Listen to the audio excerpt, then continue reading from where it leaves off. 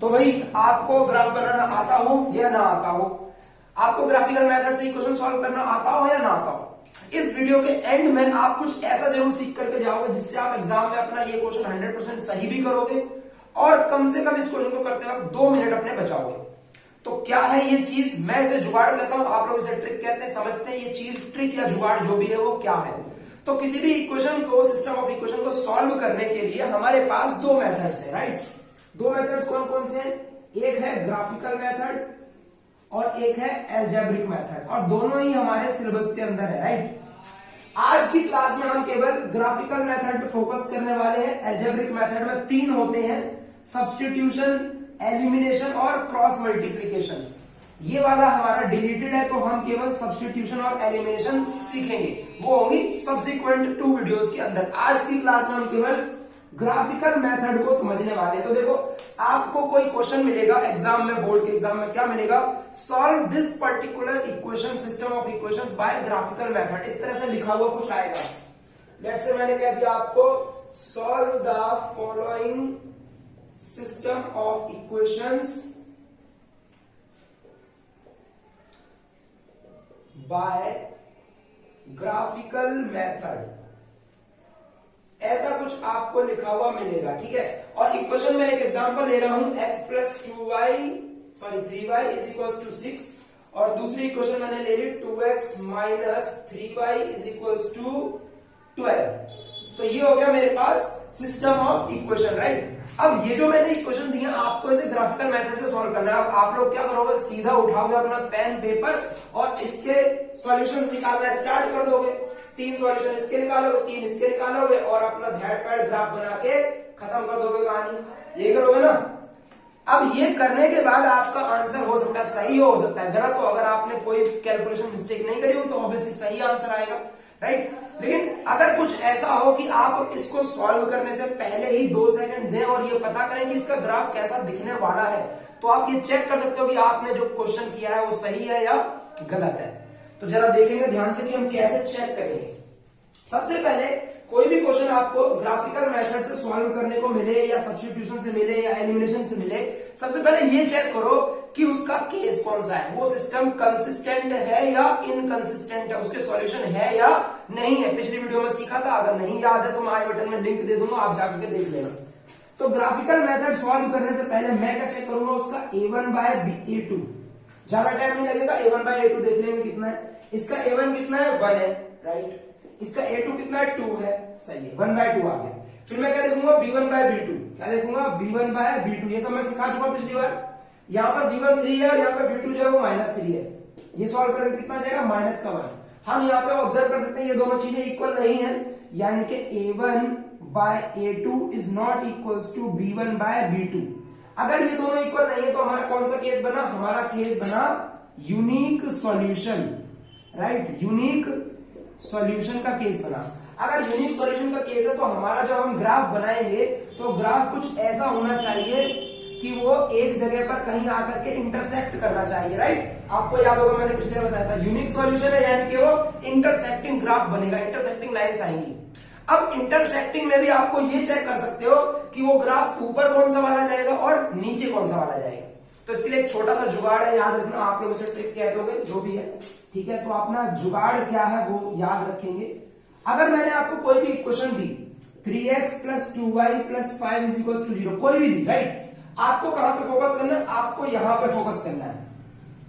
अगर आपका ये जो x और y वाला हिस्सा है ये आपके सेम साइन में है, किसमें है, सेम साइन में है, तो आपका जो ग्राफ है ना वो नीचे गिरेगा, ठीक है। इस तरीके से देखो, यहां पर ये भी प्लस का है और ये भी प्लस का है, तो ये वाला जो ग्राफ होगा जब मैं बनाऊंगा ये वाला ग्राफ, तो वो नीचे गिरेगा। अगर आपके पास यहां पर ऐसा कुछ सिस्टम हो, ठीक है, ऐसा कुछ सिस्टम हो, लेट्स से फॉर एग्जांपल, और यहां पर क्या है, प्लस है और यहां पर क्या है, माइनस है। इनका साइन कैसा है, इनका साइन है ऑपोजिट, ऑपोजिट साइन। तो ये वाला ग्राफ जो होता है ना वो आपका ऊपर उठता है, ये बात ध्यान रखेंगे। अगर दोनों का साइन एक जैसा है तो ग्राफ नीचे जाएगा, अगर एक का प्लस एक का माइनस है तो ग्राफ ऊपर जाएगा, ठीक है। ये बात समझ गए। तो जब मैं ये इक्वेशन सॉल्व करूंगा तो मेरा यहाँ पे जो नीचे गिरता हुआ ग्राफ होगा ना वो इसका होगा, x plus 3y is equal to 6 वाले का, और ऊपर उठता हुआ ग्राफ जो होगा वो ऐसा होगा 2x minus 3y is equal to 12 वाले का। समझ गए बात को? तो ऊपर कौन सा वाला उठेगा और नीचे कौन सा वाला गिरेगा, ये मैंने चेक कर लिया। तो मुझे ये पता चल गया है कि मेरा ग्राफ कुछ ऐसा आना चाहिए, एक पॉइंट पे इंटरसेक्ट करेगा, ये वाला ग्राफ ऊपर उठेगा, ये वाला ग्राफ नीचे गिरेगा, ठीक है, और आंसर केवल एक ही आएगा, यानी एक ही जगह वो इंटरसेक्ट करेंगे। अब मैं अपना सॉल्यूशन करना स्टार्ट करूंगा। अब भी एग्जाम में रिप्रेजेंट कैसे करना है अपने सॉल्यूशन को बेहतर तरीके से वो सीखते हैं जरा, ठीक है भाई। इसको मैं मिटाऊं, आप लोग इसे नोट कर ले फटाफट से। तो हम अपनी जो दो इक्वेशन है उनको सॉल्व करेंगे। सबसे पहले आप लिखोगे let us take x plus 3y is equal to 6। सबसे पहले हम इस वाली इक्वेशन को लेते हैं। तो आपको क्या करना है, आपका जो एक वेरिएबल है उसको दूसरे के टर्म्स में निकाल लो। आप यहां पे देखोगे x is equal to 6 minus 3y आ गया, राइट, ऐसा आ गया ना भाई, ये 3y उधर चला गया। अब यहां पर क्या करोगे, आप y की वैल्यूज पुट करते जाओगे, x की वैल्यूज आती जाएंगी, सॉल्यूशन जैसे निकालते थे। तो हम क्या करेंगे, let y is equal to 1, हम y को 1 मान लेंगे। फिर क्या करेंगे हम, let y is equal to 2, हम y को 2 मान लेंगे। फिर क्या करेंगे हम, let y is equal to 3, हम y को 3 मान लेंगे। तो ये अलग अलग केसेस में हम निकालेंगे कि x हमारा क्या क्या आ रहा है। एग्जाम में आपको रिप्रेजेंट करने पर ध्यान देना जरूर। तो यहाँ पे जब आप y की जगह पे 1 रखोगे तो आपका x क्या आएगा, x आएगा आपका 6 माइनस 3 इंटू 1, y की जगह पे मैंने 1 रखा है, ठीक है।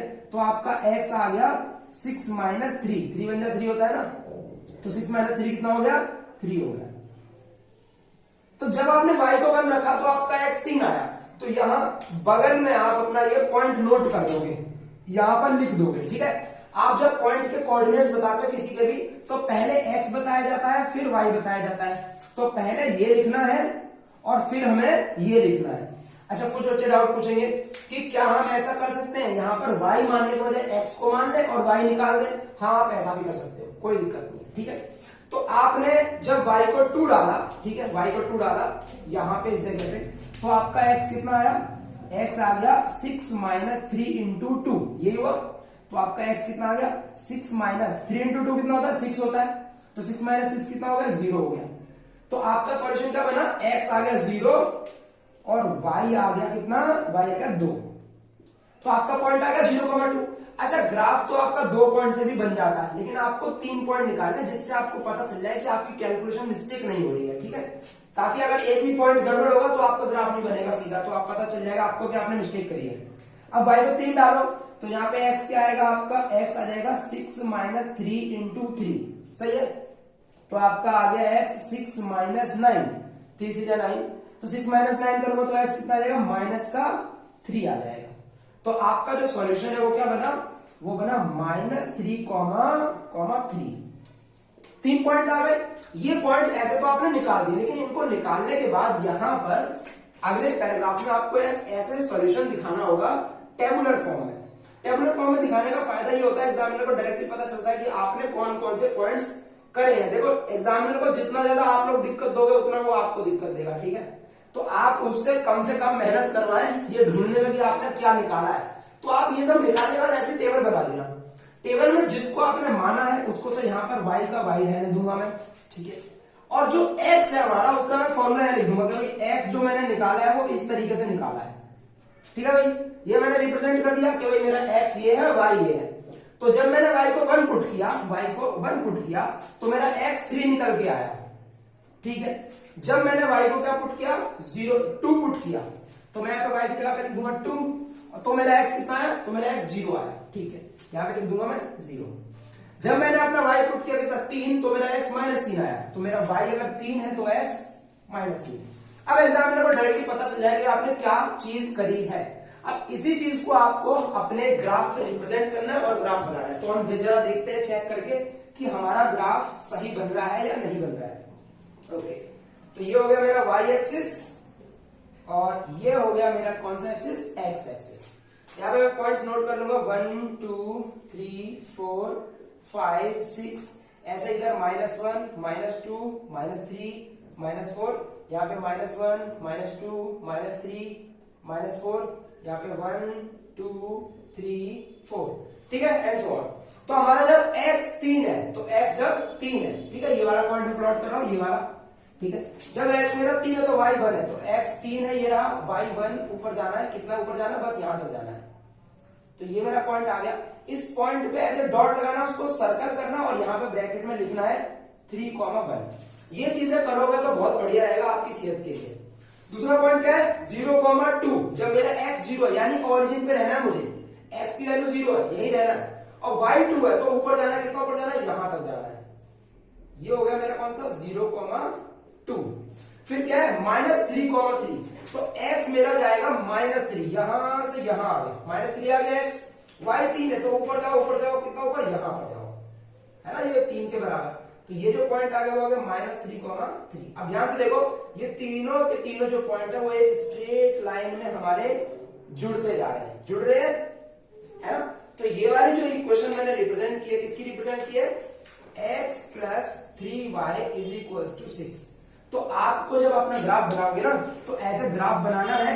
ग्राफ बनाने के बाद यहां पर ये चीज मार्क जरूर करनी है, इसका मतलब ये आगे में प्रोड्यूस होगी, और यहां पर ये भी मार्क करना है। और ये सब करने के बाद आपको पेंसिल से अपनी इक्वेशन का यहाँ पे नाम भी जरूर लिखना है। अगर आपने एक भी पॉइंट इसमें से स्किप किया तो गड़बड़ है आपके लिए, ठीक है। और यहाँ पर जो आपने पॉइंट्स प्लॉट किए थे उनको ऐसे सर्कल भी करना है, और साथ साथ उनके यहाँ कोऑर्डिनेट्स भी लिखते जाने हैं। तो ये एक बहुत ही नीट एंड क्लीन और बहुत अच्छा ग्राफ आपका माना जाएगा। तो मैंने देखो ये बताया, नीचे की तरफ आया ना, अभी बताया था, अगर इन दोनों पे सेम टू सेम साइन है, दोनों प्लस प्लस के, तो नीचे आएगा। अगर दोनों माइनस माइनस भी तो भी नीचे आएगा। मतलब इन दोनों पे जो साइन है वो सेम होने चाहिए, एक जैसे होने चाहिए, ठीक है। ये बात समझ में आ गई आपको। तो ये ग्राफ हमारा नीचे की ओर जा रहा है और ये हमारा बन गया। अब इसी तरह से आप इसका ग्राफ बनाएंगे, वो ग्राफ ऐसे ऊपर जाता हुआ दिखाई देगा। तो जहां पर वो इंटरसेक्ट करेंगे दोनों, वही हमारा पॉइंट ऑफ सॉल्यूशन होगा।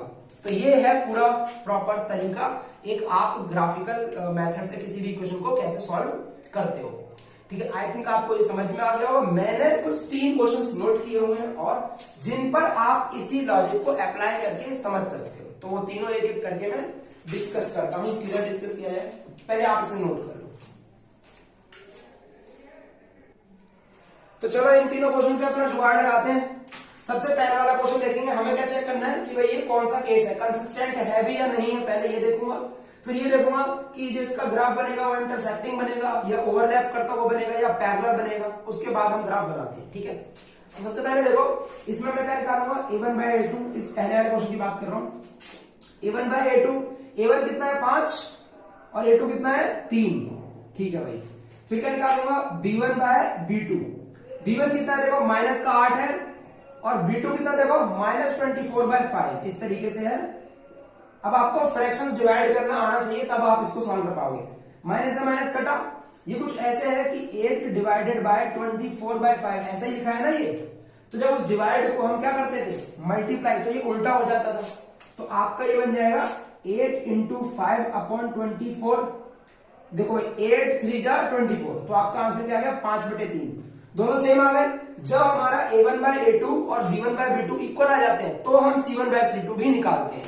तो मैं क्या निकालूंगा, c1/c2, c1 कितना है 1 है, ओके, c2 कितना है 3/5 है। ये तो दिख ही रहा है आपको, रेसिप्रोकल है, उल्टा हो जाएगा 5/3।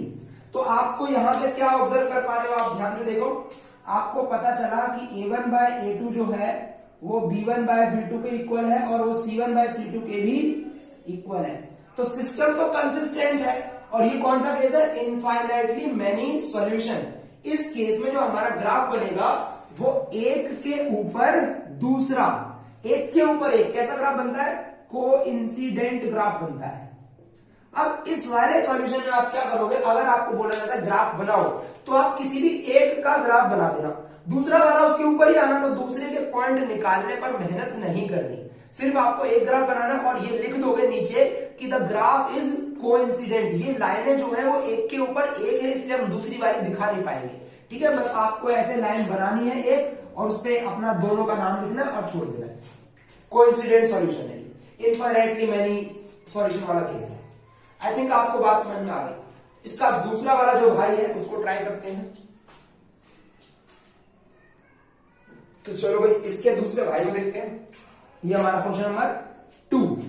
इसमें सबसे पहले a1 बाय a2 निकालेंगे, 3/2 आएगा। फिर हम b1 बाय b2 निकालेंगे, क्या आएगा, 2/-3 आएगा, है ना। अब यहां से देखो डायरेक्टली पता चल गया ये दोनों तो इक्वल है ही नहीं, तो फिर तीसरा निकालने की जरूरत ही नहीं है, सीधे सीधे लिख दोगे a1 by a2 is not is equal to b1 by b2। It means unique solution intersecting lines, जो अभी हमने किया था एग्जैक्टली वैसा ही क्वेश्चन है। यूनिक सॉल्यूशन आएगा, इंटरसेक्टिंग लाइंस आएंगी। ये वाली जो लाइन है, ये वाली लाइन हमारी नीचे गिरेगी ऐसे, और ये वाली जो लाइन है ये हमारी ऊपर उठेगी, है ना, क्योंकि इसमें देखो एक प्लस का एक माइनस का है, तो ये कहीं ना कहीं इंटरसेक्ट करेंगे। ये वाला केस बहुत ही सिंपल था। तीसरा वाला करते हैं। आप लोगों को इनके ग्राफ बनाने हैं, ठीक है। ये जो मैंने यहाँ पे आपको तीनों एग्जांपल दिए, आपको इनके ग्राफ बनाने हैं, प्रैक्टिस करनी है, जैसे मैंने बताया उसी तरीके से प्रॉपरली। तीसरा क्या करेंगे हम, a1 बाय a2 निकालेंगे। a1 2 है, a2 4 है, इसको कैंसिल कर सकते हैं, सिंपलेस्ट फ्रैक्शन में 1/2 बन जाएगा ये। जब b1 बाय b2 निकालूंगा तो b1 माइनस का 3 है और b2 माइनस का 6 है, ये b1 है और ये b2 है, राइट। तो कितना हो जाएगा, ये 1/2 हो जाएगा। ये भी दोनों सेम आ गए। जब ये सेम आ जाते हैं तो हमें तीसरा भी निकालना पड़ता है, c1 बाय c2, तो 8/9 आ जाएगा। अब देखो यहां पर ये दोनों तो इक्वल है, लेकिन ये इक्वल नहीं है, तो हम क्या लिखेंगे, a1 by a2 is equal to b1 by b2 is not is equal to c1 by c2। ये कौन सा केस है, ये वाला केस है नो सॉल्यूशन, इसमें कोई सॉल्यूशन है ही नहीं। जब नो सॉल्यूशन होता है तो हमारी लाइनें कैसी आती है, पैरेलल लाइनें आती है। कैसी लाइन आती है, पैरेलल लाइन। अब वो पैरेलल लाइन या तो दोनों ऊपर उठेंगी या फिर दोनों नीचे गिरेंगी, एक साथ जाएंगी, जैसे भी जाएंगी। तो कैसे पता हमें कि ऊपर जा रही है नीचे जा रही है, देखो ये प्लस है और ये माइनस है, अपोजिट साइन है ना, तो ग्राफ हमारा ऊपर की तरफ जाएगा। और इसमें भी देखो प्लस माइनस, इसका ग्राफ भी हमारा कैसे जाएगा, ऊपर की तरफ जाएगा। तो दोनों लाइनें एक साथ ऊपर की तरफ जाएंगी हमारी, और ये पैरेलल लाइनें होंगी, क्योंकि ये कौन सा केस है, नो सॉल्यूशन का केस है। तो आई थिंक आपको ग्राफिकल मेथड तो समझ में आ गया, और एग्जाम में आप लोग बेवकूफी नहीं करोगे, और एटलीस्ट अपने 5-10 सेकंड तो बचा ही लोगे, ठीक है। तो इस मेथड से, इस तरीके से आप कम से कम 5-6 क्वेश्चंस प्रैक्टिस करो। एक्सरसाइज नंबर जो हमारी 3.2 है, और उससे पहले एग्जांपल्स हैं सॉल्व एनसीईआरटी के, भले ही आपने कर रखे हो दोबारा करो, क्योंकि क्वेश्चन एग्जाम में आपने सही किया है ये जरूरी नहीं है, सारे किए हैं ये जरूरी है। मैथ्स के एग्जाम में सही आंसर निकालो बिल्कुल भी जरूरी नहीं है, सारे आंसर निकालो बहुत जरूरी है। तो आपको कोशिश ये करनी कि आप अपने मिनट्स बचा करके एग्जाम में सारे क्वेश्चन अटेम्प्ट करके आओ। तो मिलेंगे अगली क्लास के अंदर। See you, have a very great day and bye bye.